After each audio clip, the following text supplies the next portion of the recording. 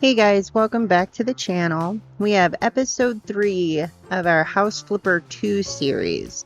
This episode this week is a little bit shorter than previous ones, mostly because the second half is all about the assembly system, where you can learn to build the different types of furniture, and you'll get the perk of buying it cheaper when you're buying them to do the renovations and you're working on your house and that kind of thing. It was slightly embarrassing for me until I actually kind of figured it out. So I wanted to end this video with the assembly part. Later on in the series, I do go back to it, and I am definitely, well, I like to think I'm better at it. I'm not perfect at it by any means, but it took me a little bit to kind of sort it out. So we have just the one renovation. We're working on a bookshop cafe that I think ended up super stinking cute. My ultimate dream is to own like a coffee shop that also has a bookshop somewhere out there in the middle of nowhere, kind of having a little bit of a witchy vibe. Like, that is my ultimate one. So this little renovation was actually pretty fun for me because it's what I want to build. Maybe not necessarily on a beach. I'm not opposed to living on a beach or having a bookshop on a beach. We spent time over on the Oregon coast. We used to live over in Oregon for a little while, and we've spent plenty of time on the Oregon coast. So I do appreciate a good beach. This beach in this game is obviously way nicer than the Oregon coast, because the Oregon coast always seems so foggy and just drizzly. I mean, it gets warm over there. You can go in the water sometimes. No, not all the time. It's not like California. When I was a kid, we lived in San Diego, so we were like always at the beach, and San Diego beaches are way different than Oregon beaches. But I like this episode. It's a pretty chill little one. It opens up some more things. You get access to more tools. You'll see as the series goes on that you don't have full access to everything. Like, you'll get access to the vacuum stuff for like outside. Like later on in the series, you'll see we get to use a lawnmower and that kind of stuff. I think if you do the sandbox version, where you just kind of go and do your own thing, you have access to all of the tools. I think that's what kind of got me sucked in on this first playthrough. Oh, you'll see here, I'm a dork. I didn't pay attention to when I was placing these tables, but right behind there where I put a table, you see the door. I'm a dork. I didn't pay attention to the layout at all of this building, so I'm sure you're looking at your screen like, stop, you're blocking the entrance. Don't worry, I figure it out here shortly. Anyway, what was I talking about? See, I get sidetracked. I think that is what sucked me in so much with this game, is I kept going because I was wanting to unlock tools, because while you do these renovations to make your money, you're also going to be working on your house. You'll see next week, probably next week's episode and episodes later, I start renovating my own house and trying to play around with decorations and that kind of stuff. So it's not just these little renovations we do on these for our friend and for the different clients. This is how you make your money so that you can renovate your own house and truly do the house flipper aspect of this. I will warn as we get into the future episodes that if you're a builder, and let's say you build like in Sims, where you do get a lot of choices, you can unlock a lot of options depending on how many add-on packs and all of that kind of stuff, but you're still pretty, what's the word I'm looking for? Like, you're still kind of in a box kind of. Like you have a structure. I also build in Fallout 76, Fallout 4, and if you've played 76, or if you've watched anybody who does build videos for 76, you can see that it is very, very rigid. Now, Fallout 76 did change their building mechanics, which is awesome. There's a lot more stuff that you can do that you used to have to do weird things in order to make happen, but it still is restrictive in some ways. The building in this one, and the not necessarily building, but like when you're decorating and you're putting stuff up, oh man, it almost becomes overwhelming. The choices that are there when we do these renovations like this one, the cafe, when you do these renovations, you're pretty much limited because it will tell you what furniture the customer wants. It will tell you the colors in some cases. Like, it tells you exactly what they want. When you go to do your own stuff, it's almost, what do they call that? Like when you have too many options. Like, I know there's a word for it. You're spoiled for choice, and it can become overwhelming. In fact, I actually took a break from working on my own house in this game because of that. I told my husband, I'm like, oh my gosh, there's so much stuff. I don't know what to do. There's just so much stuff. So if that is your thing, if you like The Sims, if you like the building aspect of Fallout, either Fallout 4, Fallout 76, any of those kinds of things, this is definitely for you, especially as you start accumulating the money. I get so sidetracked when I'm playing. I'm sorry, guys. Like, this is why I want to do more sharing my thought processes with games or random stuff, and I'm trying to get better at that kind of stuff. I just get so sidetracked while I'm playing. My husband will try and talk to me while I'm playing Minecraft, and I'm like, hold on, I'm counting, especially like if I'm building. You all know, if you play Minecraft, if you're a builder, you know.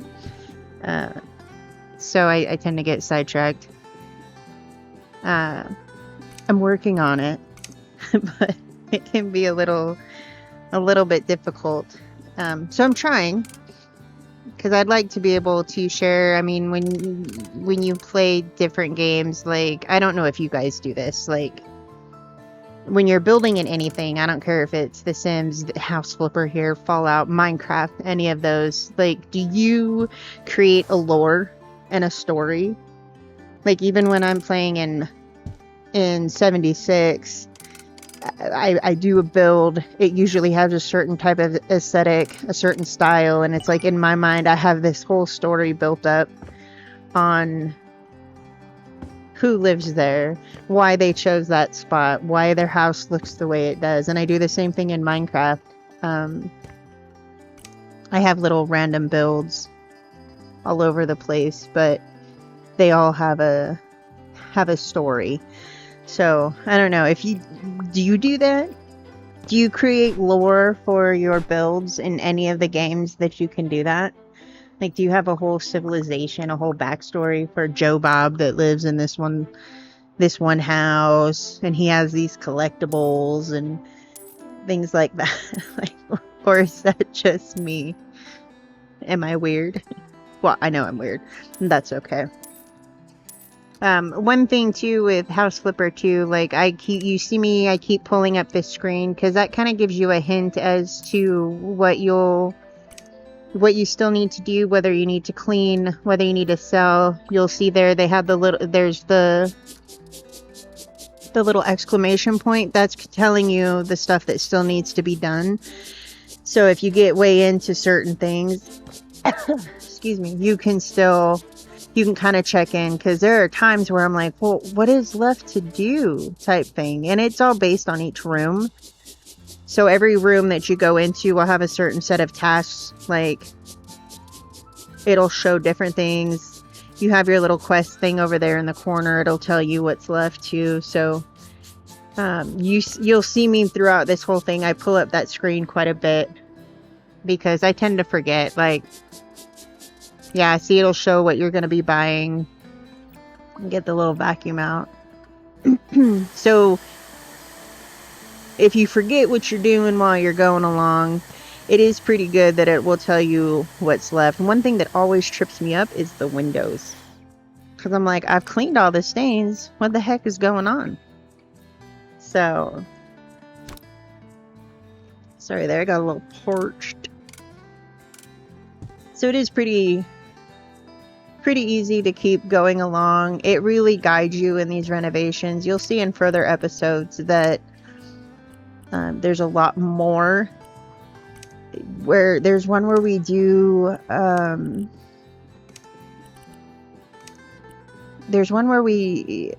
there's like a doctor's office, and you have to chart, not a doctor's office, like a physical therapy, and it tells you this stuff that you want to buy, and you got to all try and squeeze it in there. So sometimes it can be a little bit confusing, because like, see here, I'm trying to place this couch, and it doesn't really tell you where things need to go. It's just, hey, place this. So you get to use a little bit of your creativity, use a little bit of flair for color theory and all of that kind of stuff. And I do like that, structured but not structured. I don't know. It makes sense in my head. So, and sometimes you have to move it around 5 million times to get the placement. I do like the grid system that it has, because it can kind of help you if you are in any way like me, where you have to have things lined up properly or like evenly. It's hard for me to go willy-nilly, as we call it, or as I call it.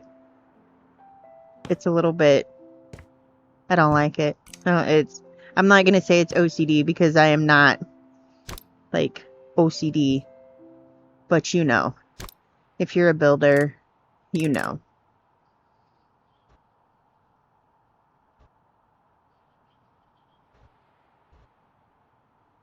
Let's move the table out of the way first.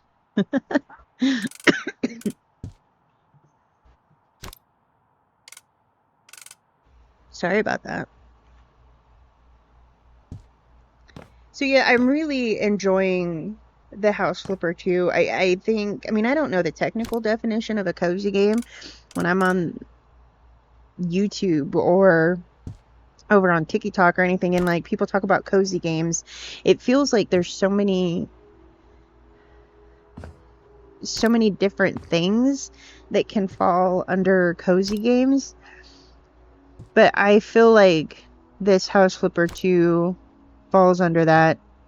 Just in that it's very relaxing until you're scrolling through hundreds of color variations and options. That's not necessarily relaxing. But you can kind of just do your thing. There's no rush to get certain things done. There's not like timers. You'll see like towards the end of each job, like you have your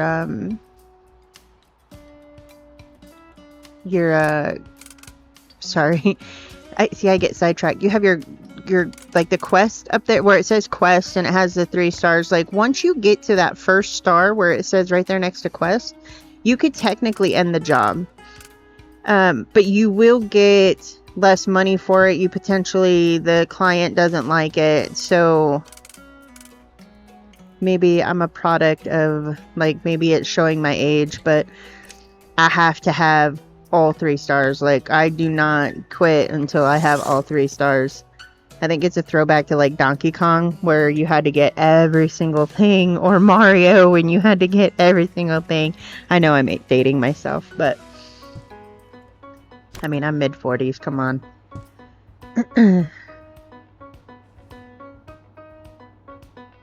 So yeah, if you get to like one of these renovation jobs, and it's like maybe there's something that can't be found, or you feel like you're searching for everything, you can technically end it, I think, after you hit that first star.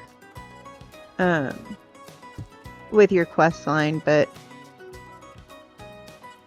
I'm a completionist. I have to have all the stars. Otherwise, it makes me feel itchy.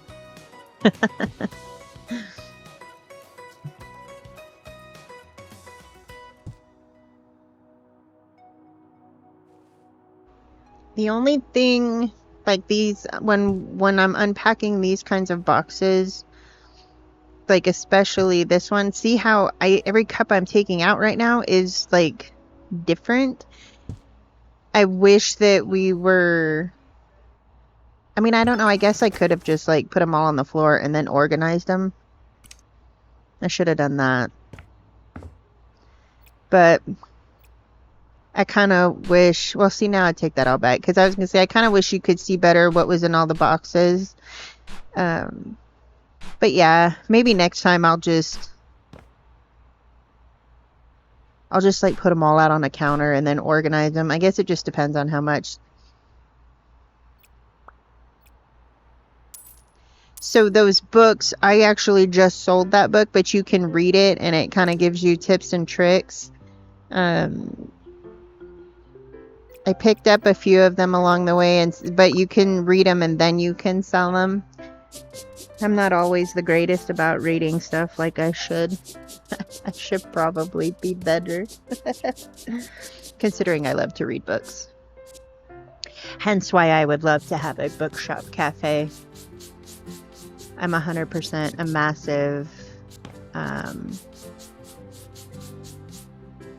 massive book nerd. And that's okay.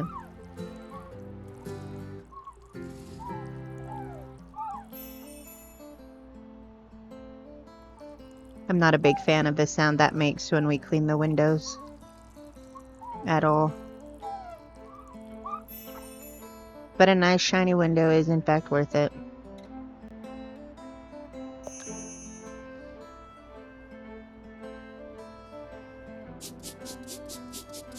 Yeah, a nice cool bookshop, either tucked away in the woods. A little cafe. A beach would be alright. But give me the woods.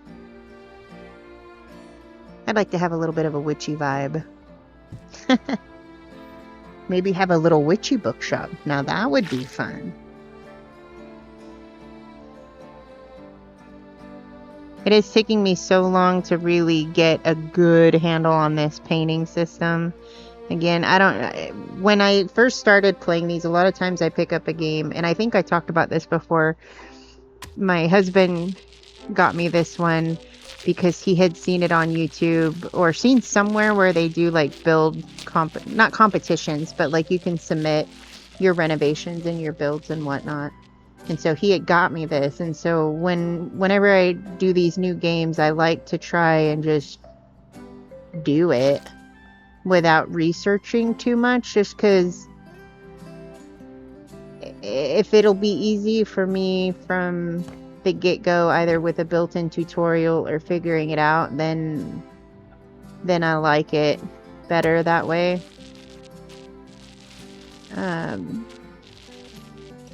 So with the painting, it takes me so long to actually get the whole hang of this. Though I do kind of like the mechanic of it.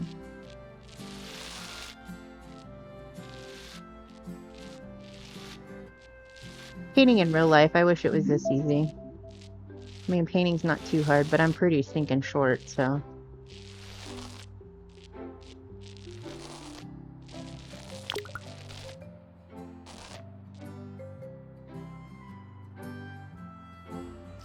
What I do like is that sound when the roller is going on and you can like actually hear that sound. I don't know, maybe it drives some people crazy, but it's kind of, it's like a sign that you're actually doing something, like when you're actually painting in real life and it does that raspy almost sound. Back in the day, my husband did like house renovations for it was not like a finance company. It wasn't like a real estate. It was like an investment place. They did house flipping, actually. And so he did a lot of the work for them. We worked on a few houses, so we did a lot of painting. I was always given the job of painting the baseboards, like, you know, the molding around the bottom of the walls, because I would just lay on the floor. And since I'm so short, like, I was close enough to the ground, so I would just like sit on the floor or lay on the floor and work my way around the edges of the room. So I like doing that. I don't like climbing on ladders. I don't do ladders or anything of heights. So I never minded painting, especially when it was just easy. We one time had to like redo the hardwood floors. So we had to strip it and sand it and stain it. I didn't do any of the stripping or the sanding, but I did the restaining of that, and whew, that was some hard work. It was fun, but, well, I mean, I guess the term fun is relative.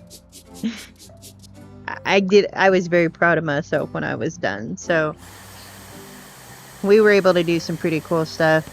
I didn't help on every house. That one particular house we did quite a bit, and our oldest 2 kids were pretty little at that time, and so they would come along with us sometimes, and we replaced some of the appliances. So, you know, you'd have the big appliance boxes, and so they would make forts out of them. I have several pictures where they had little play sets that they had built with the furniture boxes and stuff, or they helped me paint doors, and they were little, like little,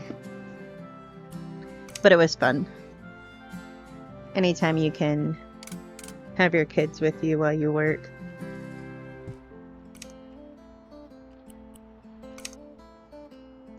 Some of these patterns are just wild, but like, look at all those colors. If you're picking your patterns, you're picking colors, it's insane. Again, it's almost like too many choices.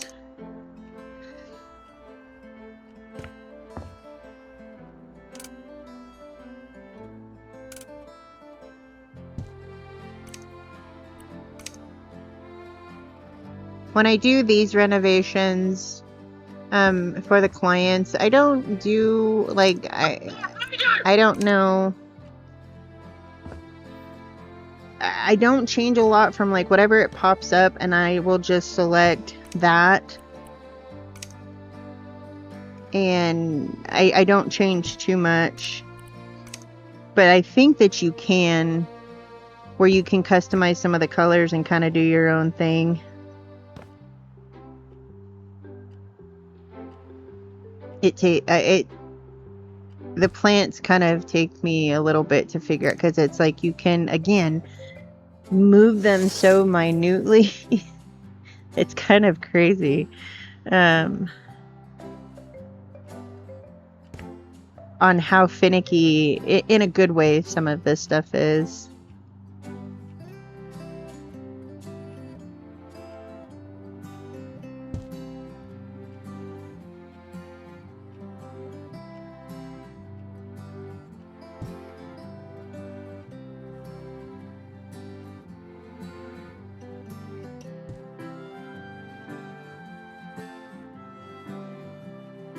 I have fun with this kind of stuff, the decorating part. Oh, see, we hit 2 stars on the quest, so it'll tell you that you can finish the job now, but I have to have perfect 3 stars. I have to.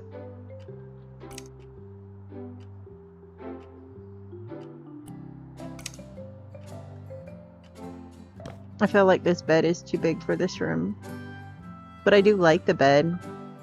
Although if it was my own, like, house, my own bed, I would have a darker wood.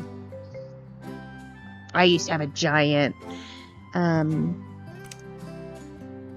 king-size bed that was, like, a combination of a mission style and a sleigh bed. Like, I know that probably you're like, what the hell? That did not sound cool. Oh, it was so beautiful. It was a big-ass bed, though. And in our life, we have continuously downsized. for a variety of reasons. We live off grid.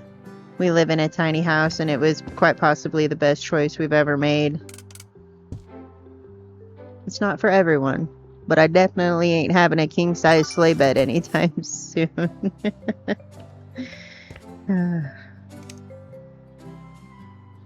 I've been pretty lucky. We're coming up on 22 years of being married, my husband and I. 22 years in just a couple weeks. It's insane to me.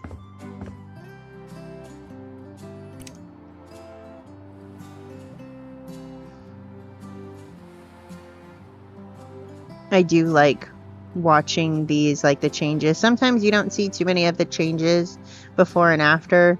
It's just subtle things, but I do like it. I mean, it gives you the option to, you can continue without saving the photos. You can save them. I don't know. I know it takes up space in my save file, but I always save the photos.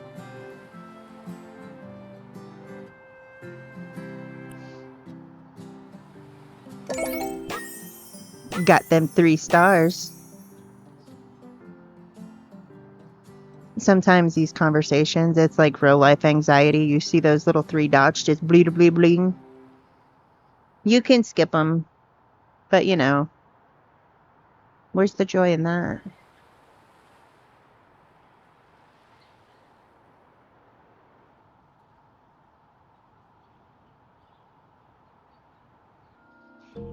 Now we're going to be doing assembly. And this is where, like I said, you can learn to put together different parts. I do sell a couple things. Here's one thing I haven't pointed out to, like I was saying, you can work on your own house. And you can pretty much get rid of everything in your house, rebuild it from scratch, and like that type of stuff. So you can see now, like, oh, that wallpaper is just ridiculous. But you can start unlocking the tools to do stuff in your own house. And that's what I think sucks you in for doing all of the jobs. So yeah, when you do the assembly, once you do these, then you're able to purchase those items for less money when you're actually building. This first one that I do, you're gonna see, I'll see if I can explain it better than what they're doing. So you actually have to do the drill here. I mean, it has all of it, like everything you do. So you see that where it goes like red and then into yellow. I don't catch it until probably 2 or 3 more products in for the assembly. That you have to get it within the green mark. Like, think like the perfect spot. And this right here too, when you're putting in the what do they, oh my gosh, what's the government name? Oh, this is so embarrassing. That thing, and then you put the screw into it. It was a little bit confusing for me. Like, I don't know. Now see the green circle? It takes me a minute here. Yep. Oh, it's perfect. Then you do the screw.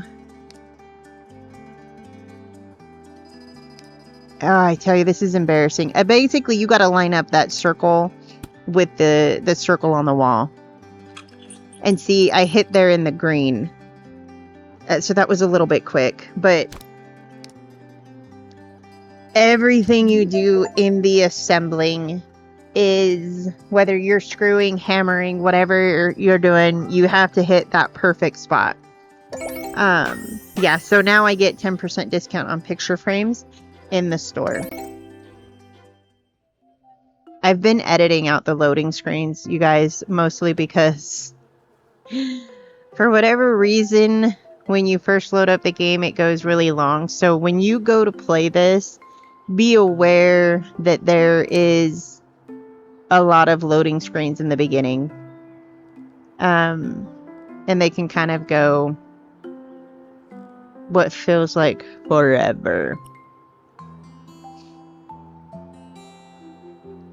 So you did get to see one loading screen, but now we're going to try the table lamp. Oh, there's another loading screen. Oh my gosh, it's embarrassing. I'm not a great editor. I already know that. My younger son, he is way better at all of this kind of stuff. I might have to start paying him to do my things.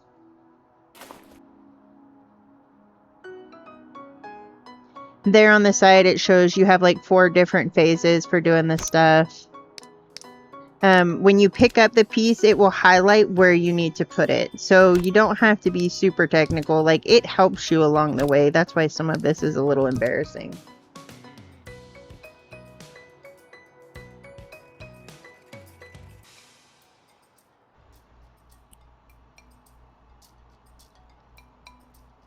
Now this one, I think you have to select the screw. Like, this is, like, as you're watching this, I was trying to figure it out.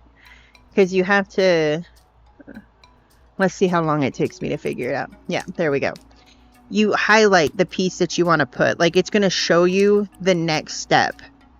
So you're not going to be able to do anything out of order at all, which is good.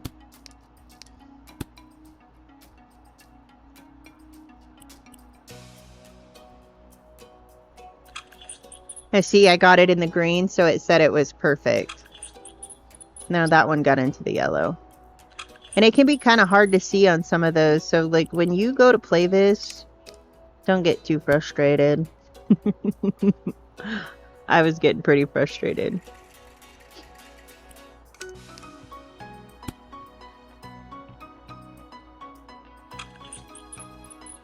Part of, I think, what my frustration is this is I play on PC, and so I'm using a mouse and a keyboard. And I have to be really particular with the type of mouse and keyboard I have because I have arthritis in my hands and I have old lady hands. And sometimes my hands do weird, like they just meh, like twitches almost. Not fun in Minecraft when I'm accidentally placing stuff where I don't want it to be. But in this kind of stuff where I'm holding the mouse and like concentrating on that, sometimes my fingers start doing their own thing. And I've already said how I have to have like 3 stars on everything. So when my hand gets glitchy, oh, it makes me mad. So you'll be fine. You'll see that on a lot of this assembly, I only get 2 stars, and oh, that drives me nuts. I will say the loading screens when you're in the assembly thing aren't too terrible. The only thing is, like, here you see, like, you have to keep going in and out. I wasn't too much of a fan on that one, but it happens. I will say the whole menu system in this game, at first it was a little overwhelming for me because you can see we have the architectural elements, you have doors, decorations, etc. Like, see, everything is broken down. And man, this is where in later episodes I get very frustrated because there's almost too much. So it is pretty good while at the same time almost being a little overwhelming because, again, you're going to see there's so much stuff. But the overall menu isn't too bad for being able to navigate through. It's just when you do the assembly, you have to go in and out. It doesn't keep you in the assembly stage.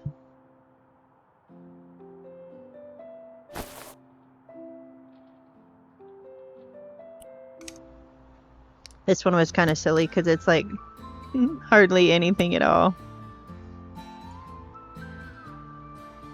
I was just like, okay.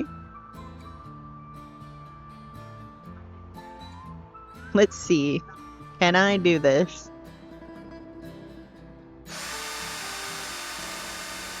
Ah, much better. By now I have figured what I'm supposed to be doing here.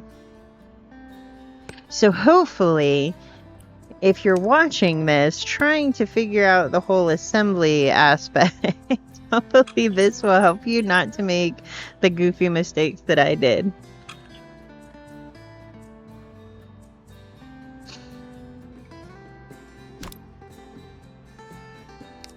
So yeah, we're getting towards the end here today, guys. Hopefully you enjoyed this episode. I'm gonna try and do a little bit more of this kind of conversational type and just hang out with me while I play. Some days we're gonna talk about a whole lot of nothing. Some days it will be totally game related, but I appreciate every single one of you.